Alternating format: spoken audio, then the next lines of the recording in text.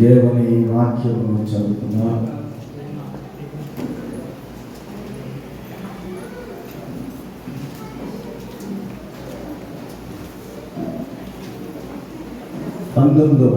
యోబు గ్రంథము 19వ అధ్యాయము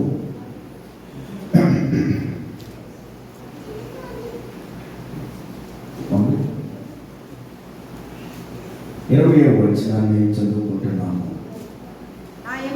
నా ఎముకలు నా చర్మముతోను నా మాంసముతోను అంటుకొని ఉన్నవి. దంతముల అస్థి చర్మము మాత్రము నాకు మిగిలింపబడి ఉన్నదని దేవుని వాక్యం తెలియజేస్తాము. అదే రీతిగా యోహాను సువార్తలోకి వస్తే 20వ అధ్యాయంలో చదవబడినటువంటి లేఖన భాగము 20వ అధ్యాయము 24వ వచనాన్ని మనం గమనిస్తున్నాము. యేసు వచ్చినప్పుడు 12 మందిలో ఒకడైన దిదుమ అనబడిన తోమ వారితో లేకపోయాడు గనుక తక్కిన శిష్యులు మేము ప్రభువుని చూచితిమని అతనితో చెప్పగా అతడు నేను ఆయన చేతులలో మేకుల గుర్తును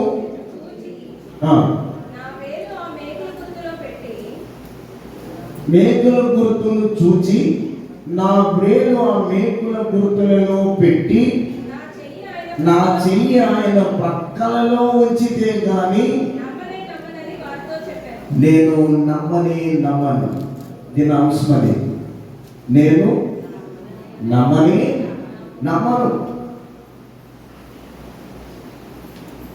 ప్రభునందు ప్రియమైనటువంటి ప్రియ దేవుని బిడ్డలారా,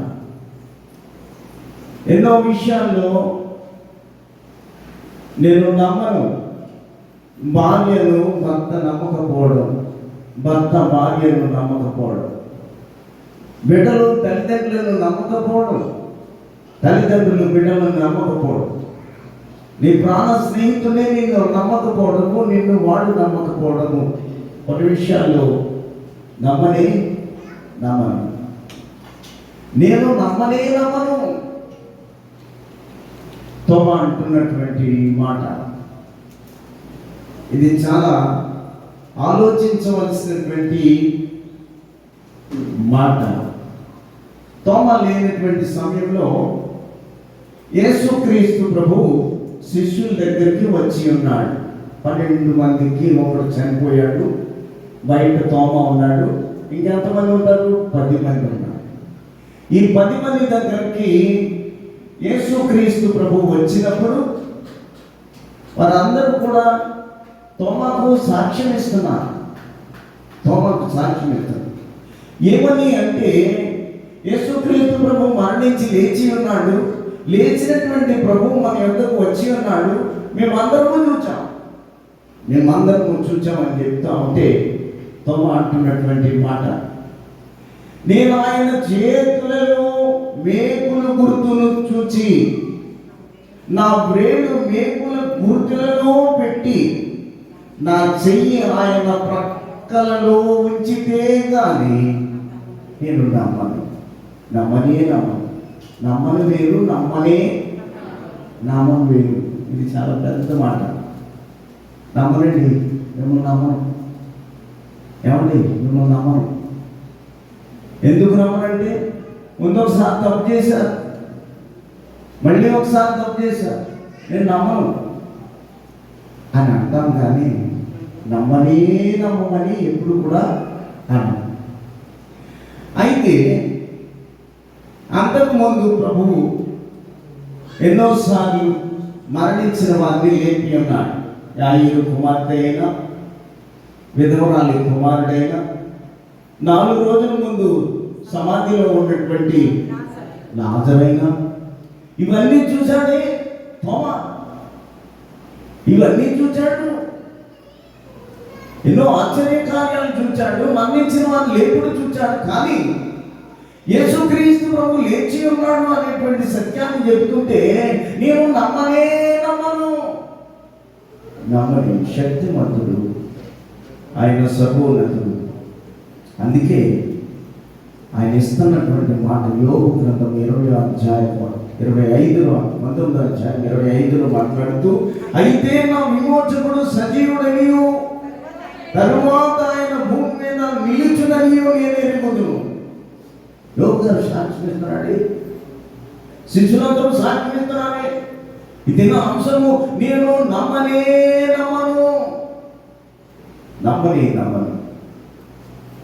ఎంత అల్పుడైపోయాడు, ఎంత అవిశ్వాస అయిపోయాడు, ఎంత అస్థిరమైనటువంటి విశ్వాసం ఉన్నది. ఆయన చేసినటువంటి కార్యాలన్నీ చూస్తున్నామే. ఆయన చేసినటువంటి అద్భుతమైనటువంటి నీ జీవితంలో కలిగినటువంటి ఎన్నో ఆశ్చర్య కార్యాలు ఉన్నాయి, ఎన్నో అద్భుత కార్యాలు ఉన్నాయి, నీకు చేసినటువంటి మేలులు ఎన్నో ఉన్నాయి. ఒక్కొక్కసారి నువ్వు ఇస్తున్నటువంటి సాక్ష్యం, నేను నమ్మనే నమ్మను. ఎంత భయంకరము! ఈ తోమాకున్నటువంటి స్థితి నాకున్నదేమో, ఈ తోమాకున్నటువంటి పరిస్థితి నీకున్నదేమో, ఈ తోమాకున్నటువంటి పరిస్థితి, ఆ విశ్వాసం, ఆ నమ్మకము, ఆ యథార్థత, నిరీక్షణ మనందరికీ ఉందేమో. ఒకసారి మనం పరిశీలన చేసుకోవాలి, పరీక్షించుకోవాలి, పరిశోధించుకోవాలి. జాగ్రత్త. ఇంత కలిగి ఉన్నటువంటి మేలులను బట్టి దేవునికి కృతజ్ఞత చెల్లించాలి. నీకు చేసినటువంటి అద్భుత కార్యములను, ఆశ్చర్య కార్యములను, పడిపోయినటువంటి నిన్ను లేవనెత్తినటువంటి దేవుని గూర్చి శ్రేష్టమైనటువంటి సాక్ష్యాలు ఇవ్వాలి. కానీ ఆయన అంటే నాకు తెలియదు అనకూడదు, ప్రభు అంటే నాకు తెలియదు. దిదుమాలో ఉన్నటువంటి గుణాన్ని మనం కూడా ఒకసారి మన జీవితంలో ఉంటాయి. ఎన్ని చేసినా లేదనే మాట ఒక్కొక్కసారి పడుతూ ఉంటాం. కాబట్టి దేవుని బిడ్డలారా, మరి దేవుని వాక్య ప్రకారముగా మనం ఆలోచన చేస్తే దేవునికి అసాధ్యమైనది ఏది లేదు. అన్నీ సాధ్యమే, ఆయనకు అసాధ్యమైనది ఏమీ లేదు. మరణం గెలిచిన వాడు, మరణం నుండి బయటకు వచ్చిన వాడు, శిష్యుల దగ్గరికి వెళ్ళి సాక్ష్యాన్ని ఇచ్చిన వాడు, సాక్ష్యం ఇచ్చినటువంటి ఆ శిష్యులు చెప్తే ఈయన అంటాడు, నేను నమ్మనని వాక్యంలో తెలియజేస్తా ఉన్నాడు. ఆ 3 గుణాలు, 3 స్వభావాలు, 3 ఉనికి ఆయనలో కనబడుతుంది. 3 ఒకసారి చిన్న చిన్న మాటలతో చూసి ముగిద్దాం. చూడండి ఒకసారి మత్తయి సువార్త 8వ అధ్యాయం 26వ వచనం.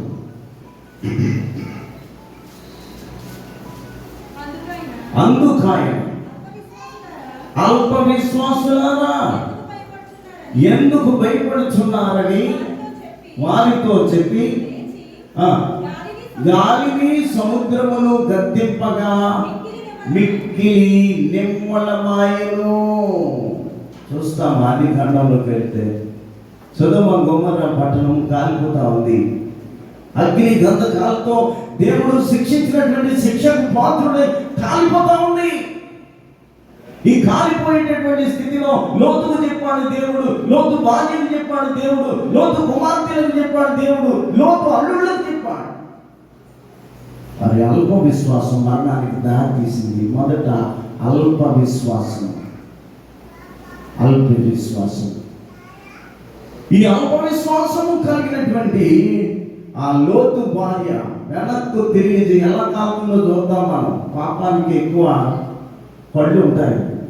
పాపాన్ని చూడాలని, పాపాన్ని చేయాలని, పాపాన్ని ఎంతో వెంబడించాలని, పాపాన్ని ప్రోత్సహించాలని. పాపం చేసినటువంటి పట్టణము కాలిపోతా ఉంటే దేవుడు ఒక ఆజ్ఞ ఇస్తే ఆ ఆజ్ఞ ప్రకారము లోతు భార్య వెళ్తూ ఉంటే కొండపైకి వెళ్ళిన తర్వాత ఎలా కాలుతుందో ఒకసారి చూద్దాం. ఇది నిజమా? ఎవరన్నారు ఈ మాట? ఇది నిజమా? ఒకసారి చూసి తను వెంటనే దేవుని శిక్షకు ఆమెలో ఉన్న అల్ప విశ్వాసానికి ఉప్పు స్తంభంగా మారిపోయి అల్లుళ్ళు మరణించారు. వారికి ఉన్న అల్ప విశ్వాసం. యేసుక్రీస్తు ప్రభు సముద్రం మీద నడిచి వస్తా ఉన్నారు. శిష్యులందరూ పడవ మీద ప్రయాణం చేస్తా ఉన్నారు. గాలి వచ్చింది, తుఫాను వచ్చింది, అలల చేత పడవ ఎంతగానో కొట్టబడింది.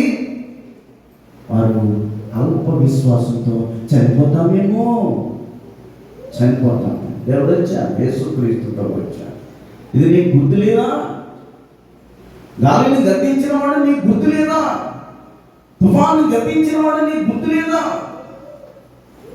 సమస్తం కూడా ఒడ్డుకు చేర్చినటువంటి దేవుడు గాలిని గద్దించిన వాడు తుఫాను ఆపేసి నిమ్మలమాయను, సముద్రము నిమ్మలమాయను.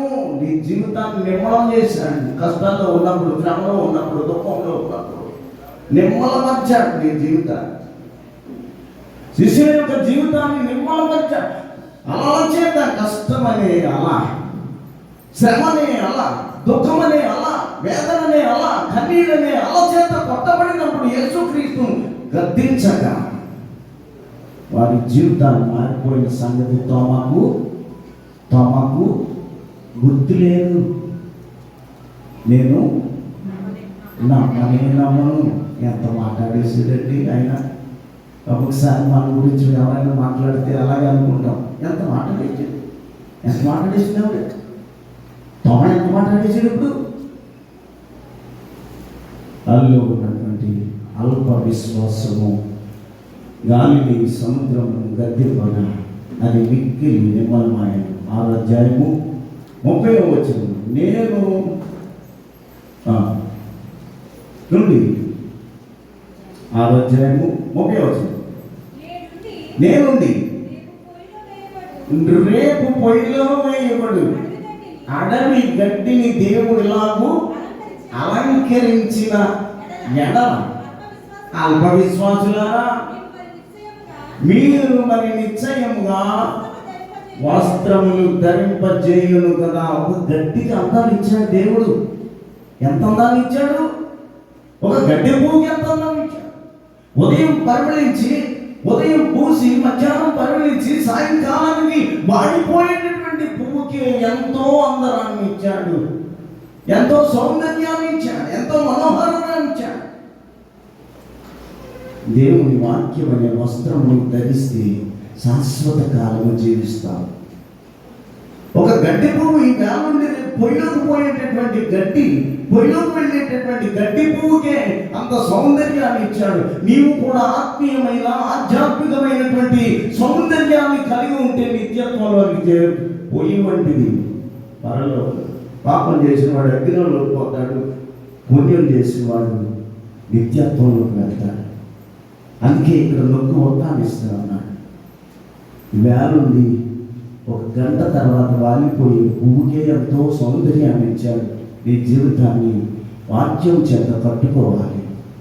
దేవుని మాట చేత, ప్రార్థన చేత నువ్వు తీర్చిదిద్దబడాలి నిత్యత్వం కోసం. పొయ్యిలో పోవడానికి కాదు. అల్ప విశ్వాసుల మీలో విశ్వాసం కోల్పోతా ఉన్నారు, మీలో నమ్మకాన్ని కోల్పోతా ఉన్నారు, మీలో పవిత్రతను కోల్పోతా ఉన్నారు అని దేవుడు హెచ్చరిస్తా ఉన్నాడు. కూడా ఉన్నాడని 3.5 సంవత్సరాలు ఉన్నాడు తోమా.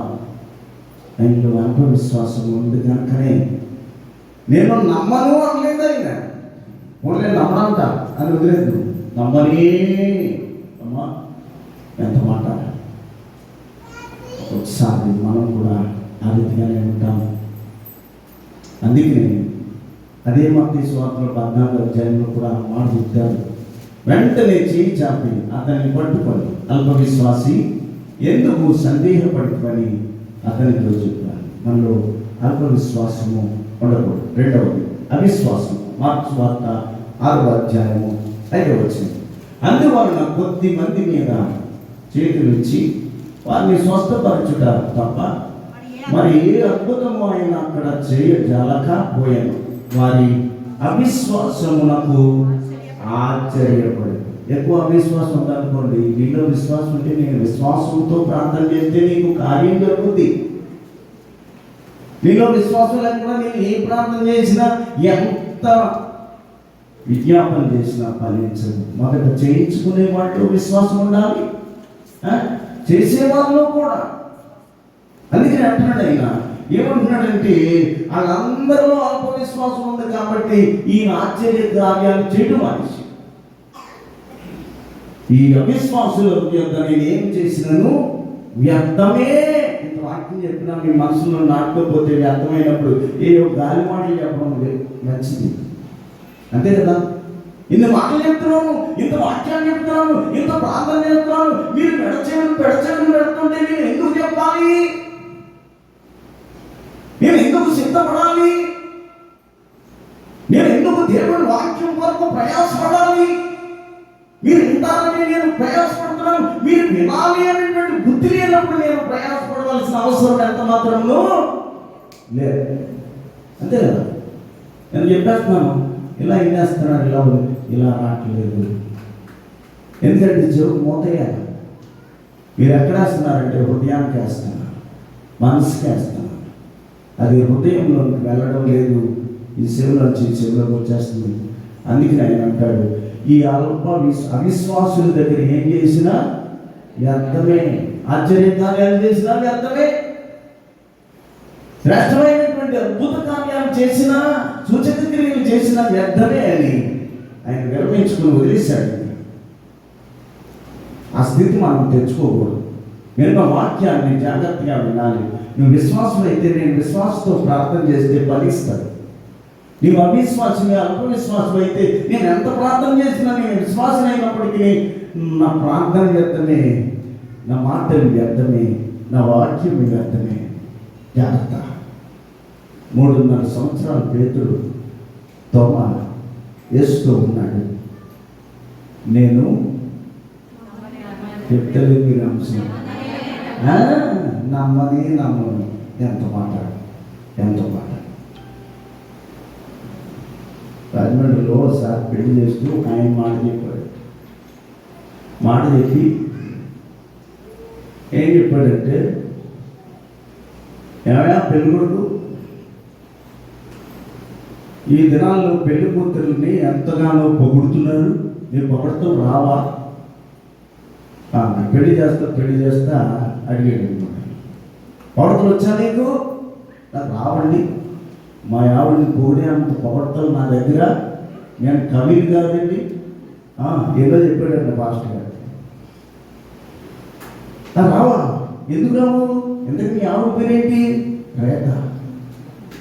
దీంట్లో పొగడతలేవా? ఎన్ని పొగడతలు ఉన్నాయి? రేఖ, నువ్వు కేక అంటే పోయావు కదా. ఎలాగా? రేఖ నువ్వు కేక అన్నావు అంటే మొత్తం అన్ని నీకే ఇచ్చేస్తుంది కదా, తాకట్టేసుకోవచ్చు. చూసారా? మా ఆవిడ నేను నమ్మను అన్నాడు అనుకో, ఏముంటుంది ఇంకా? మరి శేఖర్ అనుకోండి, భర్త చెక్కు అని ఒక కవిత ఆటలు వేశారు అనుకోండి, శేఖర్ వదిలేసింది ఏముంది? స్నేకు పాము. ఆయన తెలియక ఊరికి తప్పడం కొట్టేస్తున్నాడు. భార్య భర్తల మధ్య ప్రేమ ఉండాలి. నేను నిన్ను నమ్మను భర్త, నిన్ను నమ్మను భార్య అని ఎంత మాత్రమును అనకూడదు. తప్పులు వస్తాయి, అందరిలోనే వస్తాయి. భర్తలు వస్తాయి, భార్యలు వస్తాయి, స్నేహితులు వస్తాయి, బంధువులు వస్తాయి. ఇక అల్ప విశ్వాసము, అవిశ్వాసము, అస్థిర విశ్వాసం. మూడోది ఏంటి? అస్థిరం అంటే ఏంటి? ఎక్కడ నమ్మకాలే. అందుకనే ఆయన అన్నాడు కదా, ఏం చదివాం మనం? యోగ గ్రంథము, దంతముల అస్థి చర్మము. ఏమన్నాడు? దంతం కనబడే చర్మం లేనితనం. చర్మం లేదు. ఆయన ఎంతో భక్తుడు, ఎంతో విశ్వాసి, ఎంతో నమ్మకమైన వాడు. ఆయనకు వచ్చిన శ్రమను బట్టి అక్కడ దంతాలు, ఎముకలు కనబడుతున్నాయి. అంత బలహీనుడైపోయాడు విశ్వాసంలో. భగవంతుడే కానీ శారీరకంగా బలహీనుడు. కాబట్టి ఈ తోమాలో ఉన్నటువంటి 3 గుణాలు మనం చూస్తూ ఉన్నాము. ఒకటి అల్ప విశ్వాసం అయితే, 2 అవిశ్వాసం అయితే, 3వది అస్థిర విశ్వాసము. ఏమీ లేదు ఇంకా. అస్థిపంజరం కనపడుతుంది, ఆయన విశ్వాసం లేదు. ఎంత మాట్లాడాడండి? నేను ఎంత మాట్లాడేది, ఎంత మాట్లాడు. నిజమే, నీ విశ్వాసం ఈ రీతిగా ఉందేమో, నీ నమ్మకం ఈ రీతిగా ఉందో. కాబట్టి దేవుని మీద నమ్మకం ఉండాలి, విశ్వాసం ఉండాలి. సారంతా పట్టుకొచ్చిందంటే భార్య, సారీ తెలుసు కదా, మంచం కొంచెం అని 3 మంచాలు ఎక్కలేదు, మంచాలు, డైనింగ్ టేబుల్ అన్నీ పట్టుకొచ్చాక రాత్రి పడుకున్నాక వీళ్ళిద్దరు మంది భార్య భర్తలు నూతన వధువులు ఉన్నారు ఇక్కడ ఒక జోడ, అట్లా వినాలి. భార్య చక్కని మంచం తెచ్చి లోపల వేసింది. వీళ్ళిద్దరు కూడా మధ్యలో గొడవ పెట్టుకున్నారు. భార్య అన్నాక ఈ మంచం కానీ నువ్వు దిగు అన్నా, వేసలేదు దిగు మంచం వేసగట్టినట్టు. మా అమ్మ నాన్న నన్ను ప్రేమించి మంచం ఇచ్చారు, ఎన్నో వస్తువులు పెట్టారు, ఈ అందరి పొగులు దిగా దిగాడంట. దిగి కాసేపు అలా ఇలా తిరిగి ఒక నిద్ర పడతలేదు, ఏంటంత మాట్లాడేసింది మా ఆవిడ అని అనుకుంటూ తిరుగుతూ ఉంటే జ్ఞాపకం వచ్చింది. జ్ఞాపకం వచ్చి ఒక గొడవలు పట్టుకుని వచ్చేటంట, కత్తి చాకు పట్టుకుని వచ్చాడు.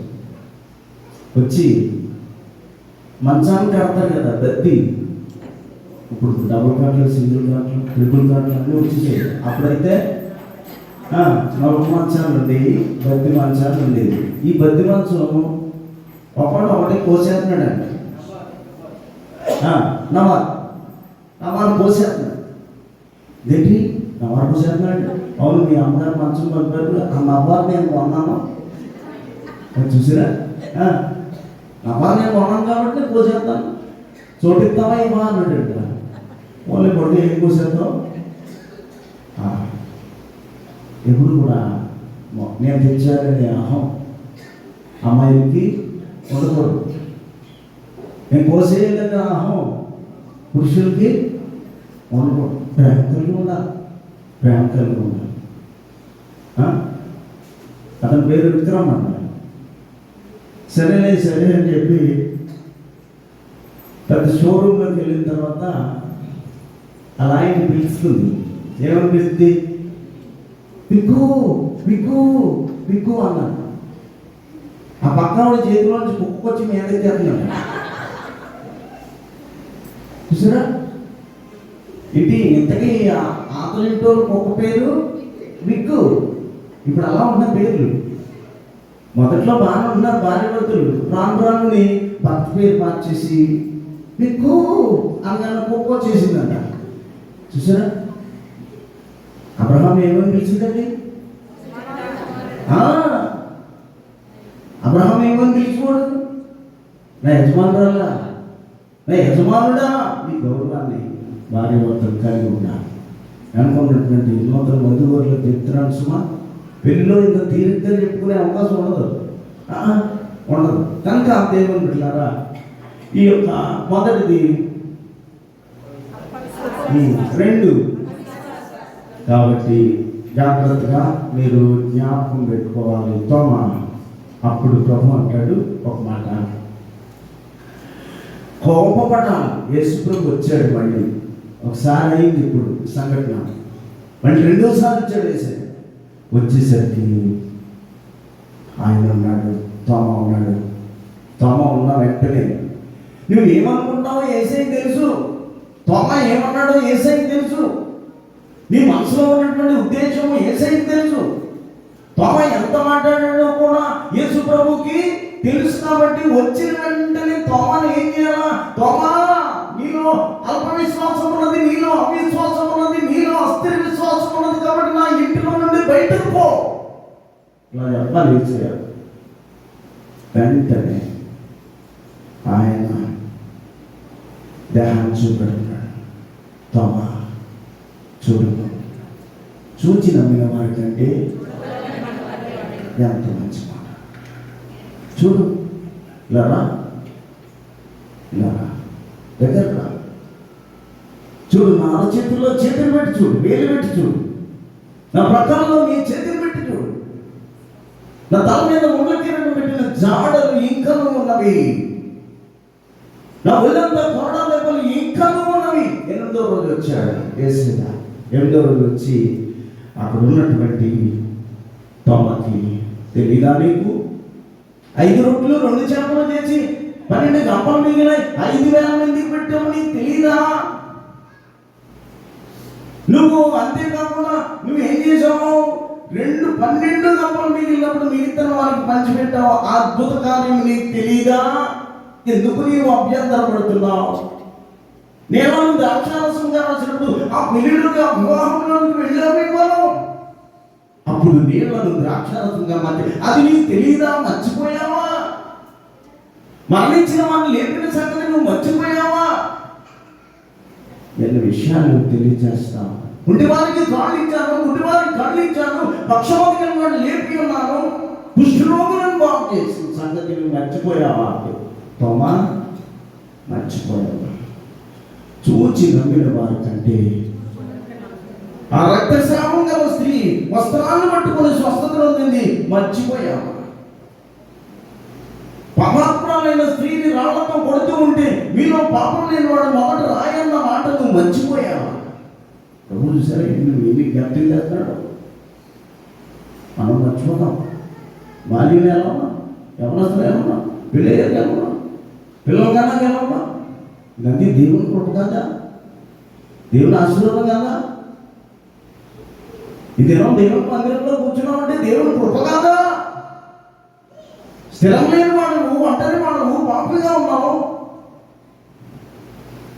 ఇవన్నీ విడిచి ప్రభు యొక్క సంఘాల్లో ఉన్న, అందుకే యోహాను సువార్త 20:27 చదువుకుంటున్నాం. తరువాత తోమాని చూచి, నీ వేలు ఇటు చాచి నా చేతులు చూడు, నీ చెయ్యి చాచి నా ప్రక్కలో ఉంచి,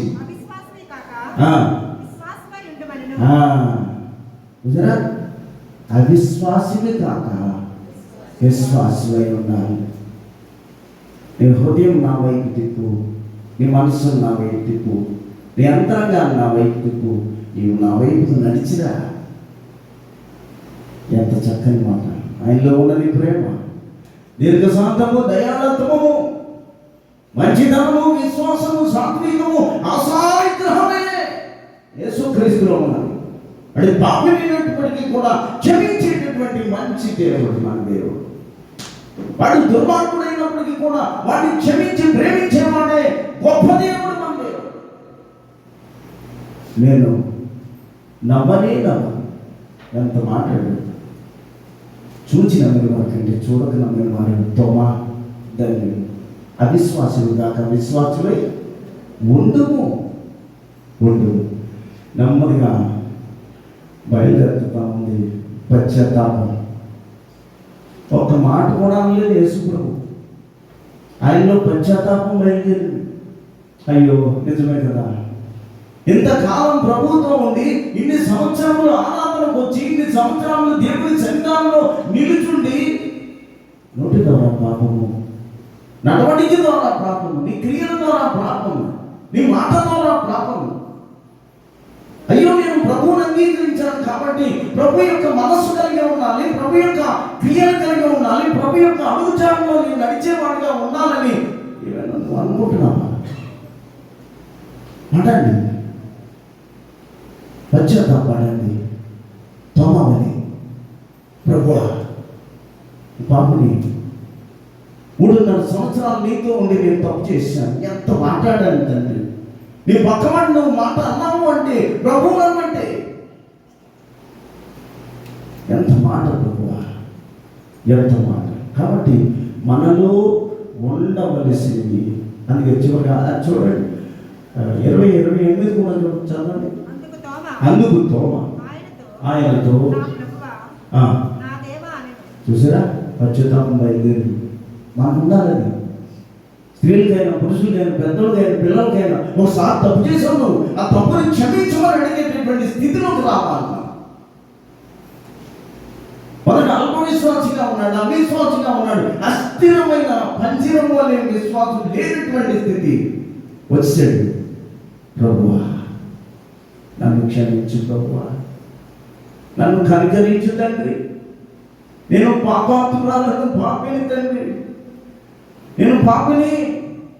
ఇక్కడ వాక్యం చెప్పడానికి కూడా నేను అర్హుడను కాదు. గొప్ప యోగ్యతలు ఇచ్చావు, గొప్ప ధన్యతలు ఇచ్చావు, వినేటటువంటి భాగ్యాన్ని ఇచ్చావు. పాపిని ప్రభువా, ప్రభువా, ప్రభువా, ప్రభువా కాలు పట్టుకున్నాడు, బ్రతిమాలుతా ఉన్నాడు. రే సహోదరి, ఈ పశ్చాత్తాపం మనకు అవసరం, ఈ దుఃఖం నీకు అవసరం. జరిగిన సంఘటనలు ఏదో జరుగుతూ ఉంటాయి, వాటన్నిటిని విడిచిపెట్టు. యేసు మనసును కలిగి ఉండాలి. వెంటనే వచ్చినటువంటి సంగతి స్థిర విశ్వాసం వచ్చింది. చదవండి, సతాను కుతంత్రంలో నుండి బయటకు వచ్చాడు తోమ. ప్రభువా, ప్రభువా. ప్రభు అంటే ఏంటి అర్థం? పాలించేవాడు కాదు, పాలించేవాడు, రక్షించేవాడు. ప్రభు అంటే అర్థం పాలించువాడా, పరిపాలించువాడా. నేను తప్పు చేశాను ప్రభువా, ప్రభువా, ప్రభువా, ప్రభువా. కృంగిపోతా ఉన్నాడు కాళ్ళ మీదకి. యేసుక్రీస్తు ప్రభు యొక్క కాళ్ళ మీదకి కృంగిపోయి ప్రభువా, ప్రభువా అంటా ఉన్నాడు. కొలస్సీయులకు రాసిన పత్రిక 2వ అధ్యాయం 5వ వచనంలో, నేను శరీర విషయంలో దూరంగా ఉన్నాను, ఆత్మ విషయంలో మీతో కూడా ఉండి మీ యోగ్యమైన ప్రవర్తన క్రీస్తునందరి. ఏ విశ్వాసం ఉండాలి ఇప్పుడు మనకి? అది లెక్క పోవాలి. నీలో చాలా విశ్వాసం, నీ పోవాలి. అవిశ్వాసం పోవాలి. అస్థిరమైన విశ్వాసం పోయి స్థిరమైన విశ్వాసం వికసించాలి నీలో. నీ కళలో కనబడాలి, నీ జీవితంలో కనబడాలి, నీ బ్రతుకులో కనబడాలి. ఇది పవిత్రమైనటువంటి విశ్వాసం. జాగ్రత్త. ఒకవేళ ఎప్పుడు నాకు జారిపోయేమో తోమాలి, ఆయన ఒప్పుకుంటున్నాడు. ప్రభువా, ప్రభువా నన్ను క్షమించు తండ్రి, నన్ను క్షమించు ప్రభువా అని ఒప్పుకుంటాను. తనువు నాదిదిగో గై కొనిమియో ప్రభువాని పనికి ప్రార్థించుడి. దినములు క్షణములు దీసి కొనియవి నీరు వినతుం ప్రవహి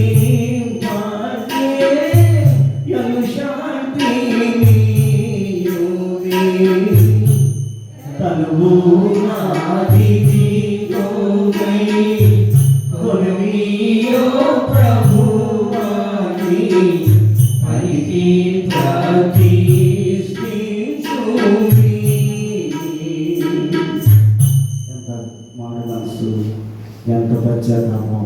తను ఇదిగో ఏం చేసుకోవాలో చేసుకో. కాళ్ళ మీద పడ్డాడు, ప్రభువుని బతిమాలుతా ఉన్నాడు, బతిమాలి అడుగుతున్నాడు. ఇప్పుడు ఏమొచ్చింది ఆయనకి? స్థిరమైన విశ్వాసం వచ్చింది, స్థిరమైన విశ్వాసము. కాబట్టి మనం కూడా స్థిరమైన విశ్వాసము కలిగి ఉండాలి. చూడండి, మొదటి యోహాను పత్రికలో, మొదటి యోహాను పత్రిక ఉన్నవి కానీ తగ్గిస్తాను. 5:4. ఆ దేవుని మూలముగా పుట్టిన వారు వారందరూ లోకమును జయించుదురు. లోకమును జయించిన విశ్వాసము మన విజయము, విశ్వాసము మన విజయమై ఉండాలి. ఇది మొదట ఏంటన్నమాట? స్థిరమైన విశ్వాసం. రెండవది అనుకున్న సమయానికి వచ్చింది సుస్థిర విశ్వాసము. స్థిర విశ్వాసము, సుస్థిర విశ్వాసం. సుస్థిరం అంటే ఏంటి? చాలా జాగ్రత్తగా కాపాడుకోవడం, ఇంకెప్పుడు పోతాయి కదా. చూడండి, ఓ మేకు కుట్టాం అనుకోండి, ఎక్కడికైనా పోతుంది, తీసిదాకా అలాగే ఉంది. ఒక పెద్ద ఆయన ఉన్నాడు, ఒక పెద్ద ఆయన పాపం చేసినప్పుడల్లా ఓ మేకు గోడ కట్టుకున్నాడు. పాపం గోడంతా అయిపోయిందంటే అది ఏం పాపం చేశాడు? గోడంతా అయిపోయింది. గోడంతా మేకలే. ఒక దినాన్ని చూసుకున్నాడు, ప్రభువా పాపాలని, ప్రభువా ప్రభువా, ఈ గోడంతా మేకలే. నేను పాపం చేయనప్పుడు ఎంతైతే పాపం చేశానో అన్ని మేకులు వేసుకున్నాను, ఇంకా లెక్కించలేని పాపాలు నా జీవితంలో ఉన్నాయి. ఇక మరి అన్నాడు, మొదలు పెట్టాడంట. పాపం చేయనప్పుడల్లా ఒక మేకలాగే మొదలెట్టాడు. ఒక మేకలాగేస్తుంటే లాక్కుంటే వెళ్ళేసరికి తనలో మారు మనసు ప్రారంభమైంది. మారు మనసు లేనివాడు ఏం చేయాలా? ప్రారంభించాడు. ఇక మీదట నేను పొరపాటు లేను, ఇక్కడతో ఆగిపోయింది నా పాప జీవితం, ఈ మేకలు తీయడం ప్రారంభిస్తున్నాను. ఒక్కొక్క ప్రార్థన ఒక మేకుగా మారిపోయింది జీవితంలో. నిజమే, అలవాటు లేనటువంటి కార్యము ప్రార్థన అనుకోకూడదు. కాబట్టి దేవుని యొక్క కృపను బట్టి, దేవుని యొక్క కనికరాన్ని బట్టి, దేవుని యొక్క ఆశీర్వాదాన్ని బట్టి నీలో ఉన్న అల్ప విశ్వాసం పోవాలి, అవిశ్వాసం పోవాలి, అస్థిర విశ్వాసం పోవాలి, సుస్థిర విశ్వాసం రావాలి, స్థిర విశ్వాసం రావాలి. అప్పుడే నీవు సరైనటువంటి విశ్వాసిగా ఉంటావు, నమ్మకస్తురాలుగా ఉంటావు, నమ్మకుడుగా ఉంటావు. చూడండి, ఒకసారి అమెరికాలో పెళ్ళి అయిందనుకోండి, పెళ్లి కుమార్తెను ఏమని పిలవాలంట? హనీ హనీ హనీ అని పిల్లలు. హనీ అంటే ఎత్తేరు, హనీ అంటే తేనె కదా. లేకపోతే పోలీస్ స్టేషన్ ప్రయాణం అవుతుందంట, పెళ్ళికొట్టుని తీసుకెళ్ళిపోతాడు, ఏమనాలి? హనీ హనీ అనాలి. మన భారతదేశంలో ఏమనాలి? మనీ అంటే కట్నం అని. అక్కడ కట్నం అంటే పోలీస్ స్టేషన్ తీసుకెళ్ళిపోతాడు. ఇక్కడ ఏమనాలి? మనీ అంటారు. కట్నం. భారతదేశంలో చెప్పండి, భారతదేశంలో మనీ, అమెరికాలో అక్కడ చెప్పారు. మనం ఎంతమంది మనీ అన్నా పోలీసులు వచ్చి తీసుకెళ్ళాలి. కాబట్టి భార్య దగ్గర ఎప్పుడు మనీ అంటాడు అనకూడదు. కాబట్టి దేవుని బిడ్డలారా, ఇక చివరిగా నేను మాట చెప్తున్నాను. చూడండి, సుస్థిరమైన విశ్వాసం అంటే కొన్నే ఉన్నాయి. అలాగే కపెర్నహూములో శతాధిపతి ఉన్నాడు. అది సుస్థిరమైన విశ్వాసం. ఈ చివరిగా వస్తే దేవునికి ఇష్టమైన విశ్వాసం. వాక్యం చదవండి, ఎబ్రీ పత్రిక 11వ అధ్యాయం 6వ వచనం ముగిస్తాను. విశ్వాసము లేకుండా దేవునికి ఇష్టడై ఉండుట అసాధ్యం. దేవుని యొద్దకు వచ్చినవాడు ఆయన ఉన్నాడని, తను వెదుకువారికి ఫలము దయచేయుచున్నాడని. ఇది దేవునికి ఇష్టమైన విశ్వాసము. కాబట్టి దేవుని బిడ్డలారా, మనము దేవునికి ఇష్టమైనగా ఉండాలి. నీలో సుస్థిరమైన విశ్వాసం ఉండాలి, స్థిరమైన విశ్వాసం ఉండాలి. తర్వాత అస్థిరమైన విశ్వాసం ఉండకూడదు, అల్ప విశ్వాసం ఉండకూడదు, అవిశ్వాసం ఉండకూడదు. మాకు ఏం చెప్పానో మీరు లెక్క చెప్తారు. ఆ వెనుకున్న వాళ్ళు మొదలు చెప్పింది ఏమిటి చెప్పండి? మొదట సౌజన్యం, రామ్జీ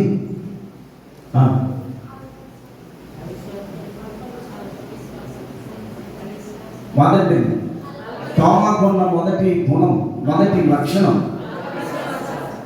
అల్ప. మీరు చెప్పండి, రెండోది ఏంటి? అవిశ్వాసం అని చెప్పేసి. మూడోది ఏంటి?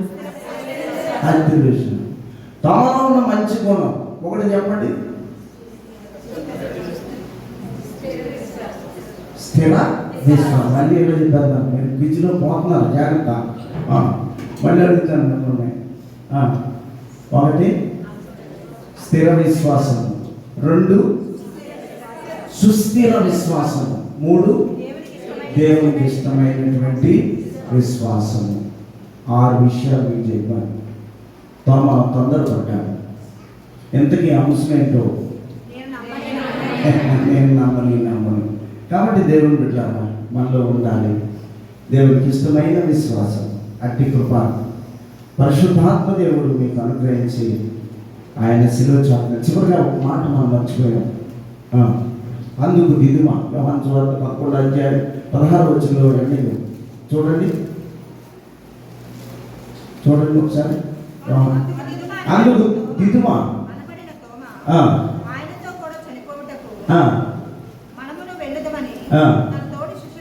చూసారా, ప్రాణం పెట్టడానికి వెళ్ళాడు ఆయన.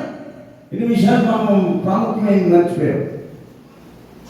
ఇన్ని విషయాలు అందులో ఉన్నటువంటి అపవిశ్వాసము, అవిశ్వాసము, అస్థిర విశ్వాసము, సుస్థిర విశ్వాసము, స్థిర విశ్వాసము, దేవునికి ఇష్టమైన విశ్వాసం కలిగి ఉన్నాడు. చివరికి వచ్చేసరికి అయితే ప్రభుతో చనిపోదమ్మా. ఎంత గొప్ప మాట అండి. ప్రభుతో చనిపోదాం.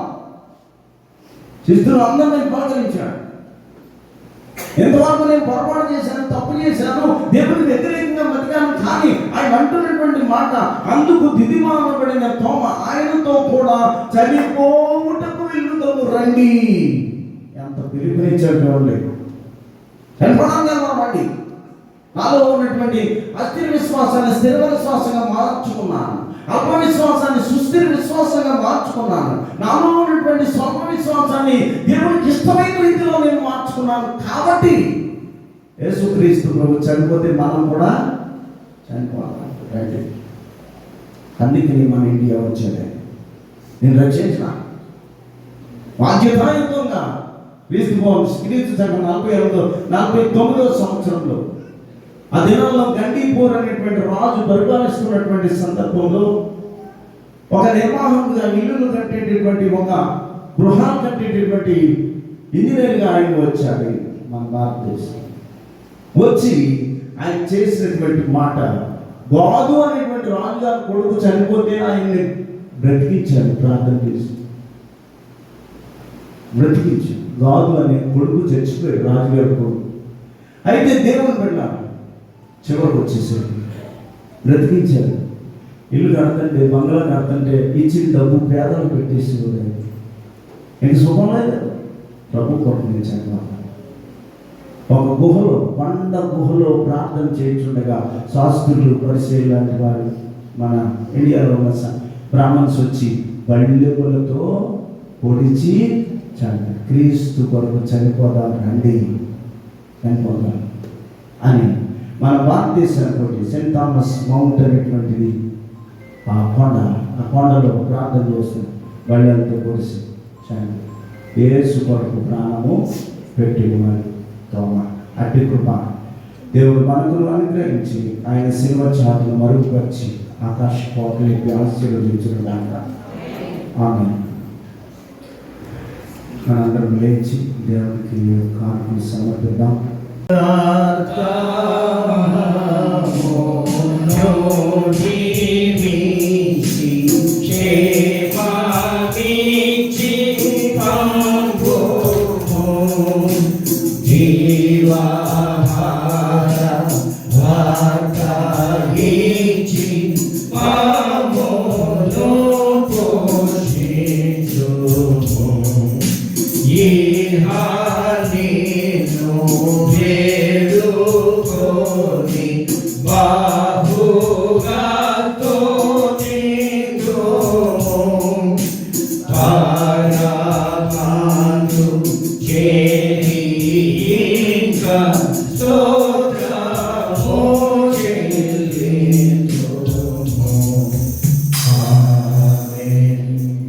సర్వ సృష్టికర్త అయిన దేవుని ప్రేమ, కృపా సత్య సంపూర్ణుడైన యేసుక్రీస్తు కృప, ఆదరణకర్త అయిన పరిశుద్ధాత్ముని ఆదరణ కూడి వచ్చిన మనకును, అదే రీతిగా బలహీనముగా ఉన్న బిడ్డలకును, నూతన వధూవరులకును, ఎందరైతే దినము రాలేకుండా ఉన్నారు వారికి దేవుడు సదా తోడయండి దీవించి ఆశీర్వదించును గాక.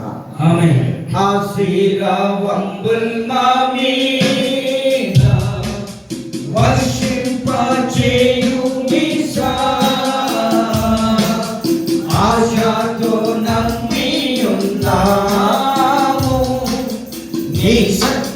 వాగ్దానము ఈ మాయి మీద కృంభరించుము దేవా, కమ్మర ప్రేమ వర్షం